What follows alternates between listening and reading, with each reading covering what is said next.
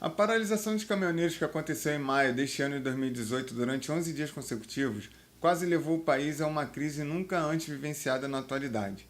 E para resolver o problema de forma emergencial, diversos estados e municípios decretaram situação de emergência ou estado de calamidade pública para garantir a continuidade do atendimento aos serviços básicos para a população.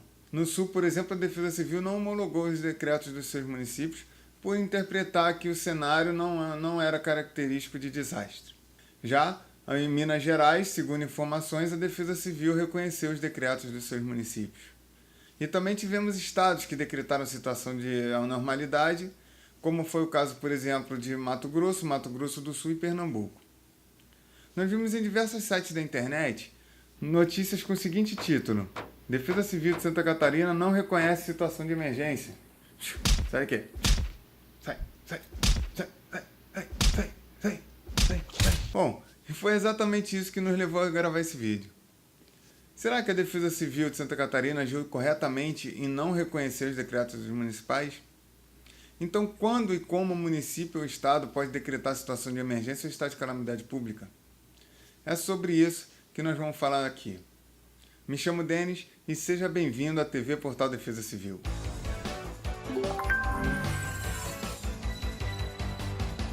Antes de continuar, eu quero deixar claro que toda opinião expressada neste vídeo é uma opinião pessoal minha, através de estudos da Lei 12.608, da COBRAD e da Instrução Normativa 02/2016.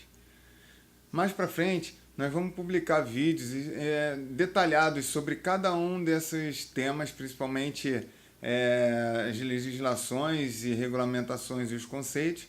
Tá? Então, você fica ligado que caso hoje que você está assistindo esse vídeo, eu já tenha publicado esses outros vídeos explicativos, vão aparecer aqui em cima cards com os links para esses vídeos explicativos, conforme a gente vai falando sobre cada um desses temas.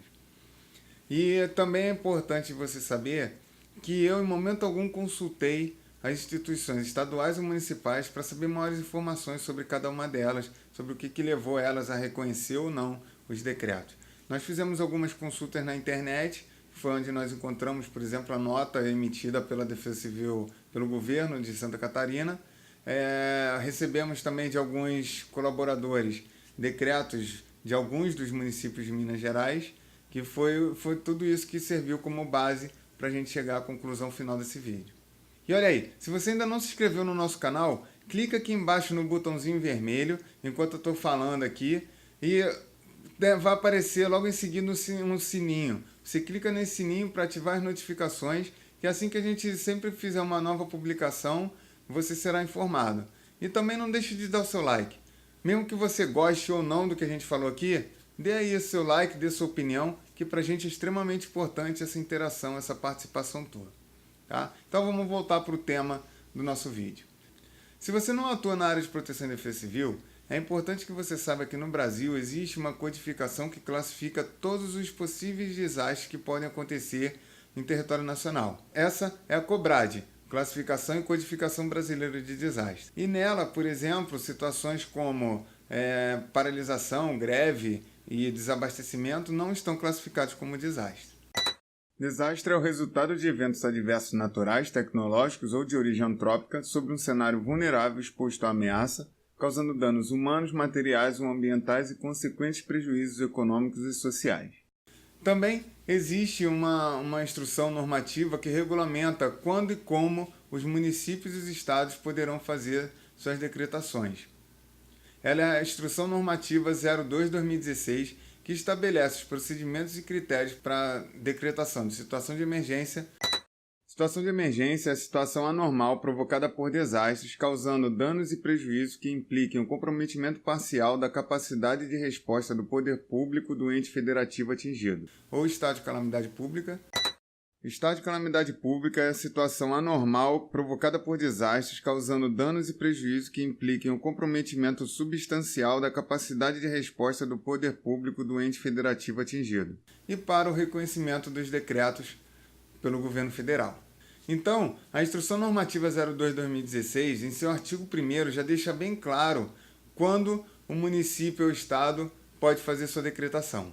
O chefe do Poder Executivo Municipal, Estadual ou do Distrito Federal, integrante do SIMPDEC, poderá decretar situação de emergência ou estado de calamidade pública quando for necessário estabelecer uma situação jurídica especial para execução das ações de socorro e assistência humanitária à população atingida, restabelecimento de serviços essenciais e recuperação de áreas atingidas por desastre. E também o artigo 5º fortalece o artigo 1º. Como pode ver, o Poder Executivo Federal poderá reconhecer o decreto do prefeito-governador do Estado ou do Distrito Federal quando for necessário estabelecer uma situação jurídica especial para a execução das ações de socorro e assistência humanitária à população atingida, restabelecimento de serviços essenciais e recuperação de áreas atingidas por desastre. Beleza? Até aqui? Se você tiver alguma dúvida ou quiser fazer algum comentário sobre o que a gente está abordando nesse vídeo, comente aí embaixo. Eu terei o maior prazer de respondê-lo assim que puder. Então, conforme a legislação e conceitos que apresentamos, para que uma situação de emergência ou estado de calamidade pública possa ser reconhecida pelo governo federal no âmbito da proteção e defesa civil pela legislação atual, a situação de anormalidade tem que ter sido caracterizada por um desastre. Conforme a nota emitida pelo governo de Santa Catarina no dia 30 de maio, eles interpretaram que o cenário não caracterizava um desastre, já que a COBRAD ela só classifica desastres de origem naturais. Desastre de origem natural é o desastre considerado acima da normalidade em relação à vulnerabilidade da área atingida que podem implicar em perdas humanas, socioeconômicas e ambientais. E tecnológicos. Desastre de origem tecnológico é o desastre originado por condições tecnológicas decorrentes de falhas na infraestrutura ou nas atividades humanas específicas consideradas acima da normalidade, que podem implicar em perdas humanas, socioeconômicas e ambientais. Como você pode ver, o governo destacou que os decretos expedidos pelos municípios não se enquadram como evento adverso para fins de desastres na área de proteção e defesa civil, pois não existe previsão no Código Brasileiro de Desastres. E eles ainda completaram destacando que essa característica não permite efetuar o registro e envio pelo município no Sistema Integrado de Informações sobre Desastres S2ID do Ministério da Integração. Assim, impedindo o pedido de homologação estadual e o reconhecimento federal por se tratar de natureza distinta da atividade de proteção e defesa civil. A resposta do governo de Santa Catarina está correta, ou quase. Realmente não há embasamento jurídico para o cenário. Não por ele não estar classificado na COBRAD, mas sim porque eles, pelo menos os decretos que nós recebemos, eles foram de caráter preventivo para garantir a continuidade dos serviços básicos de atendimento à população e o cenário também não preenchia os requisitos para se tornar um desastre. Mas como assim, Denis? Que absurdo é esse? Por um simples detalhe. De acordo com o conceito de desastre que a gente acabou de ver, ele pode ser o resultado de eventos adversos de origem naturais, tecnológicas ou antrópicas. E é aí que está a grande sacada.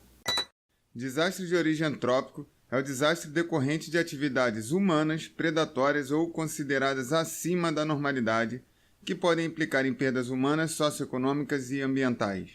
Ou seja, se o cenário realmente caracterizasse um desastre, quer dizer, tudo ficasse parado, os serviços básicos de atendimento à população não desse continuidade, por falta de abastecimento de insumos básicos, alimentação e medicamentos, e esse desastre e essa situação tivesse ocasionado perdas humanas ou socioeconômicas, e os municípios decretado sua situação de anormalidade, indicando desastre de origem antrópico, esses desastres teriam que ter sido reconhecidos com certeza.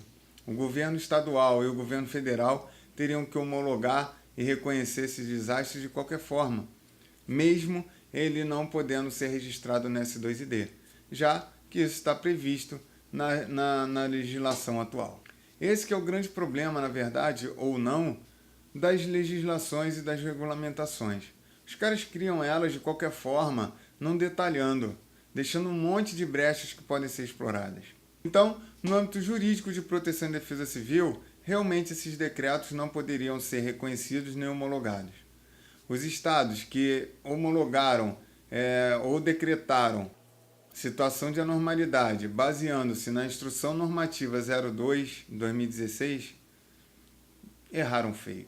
Por outro lado, se tomaram essa medida apenas para fortalecer, né, os municípios, já que quando o município ou um estado decreta a situação de emergência ou estado de calamidade pública, ele não precisa mais passar por todo aquele processo burocrático de licitação, conforme previsto no artigo 24 da Lei 8.666 de 93.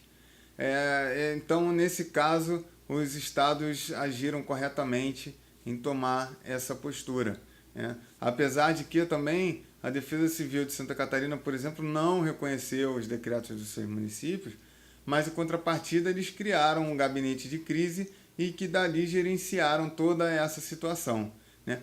A mesma coisa foi em Minas Gerais. Eles, segundo informações que nós tivemos, eles reconheceram ou homologaram, não sei, esses decretos municipais e também criaram o gabinete de crise que auxiliou aí não só o sistema estadual, mas auxiliou também os sistemas municipais para garantir a continuidade, pelo menos de alguns insumos básicos aí, né?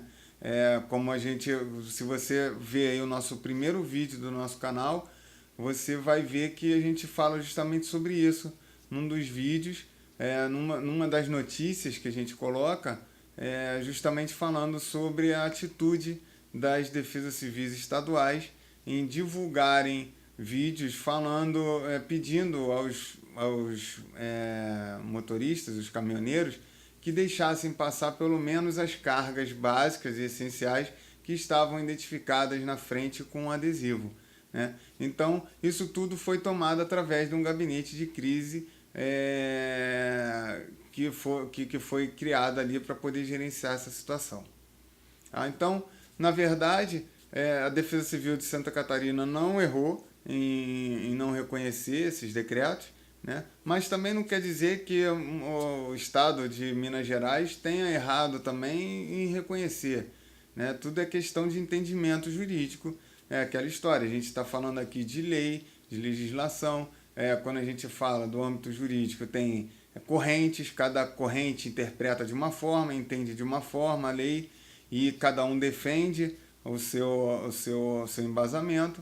Então, acredito que as atitudes tenham sido tomadas de forma sempre pensando na melhor possibilidade para os seus municípios e para todo o seu sistema, tá?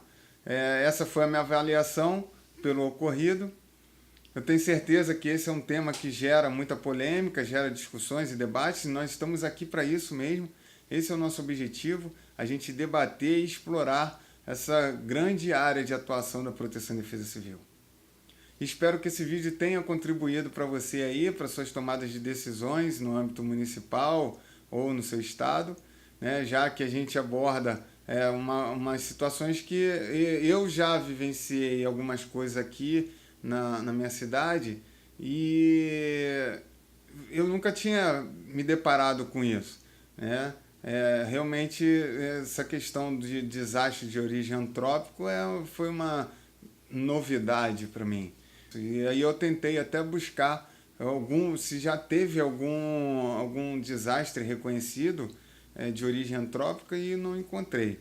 Caso você tenha essa informação, né, e caso você discorde do que a gente falou aqui ou concorde, né, como eu falei, cada um tem seu entendimento. Comente aí embaixo, deixe sua opinião, fale o que você achou, né? Se você tiver alguma outra ideia, alguma outra coisa, informação que a gente possa acrescentar aqui, com certeza eu gravo um outro vídeo para a gente falar, explicando um pouco melhor sobre isso, né? Esse que é o nosso trabalho.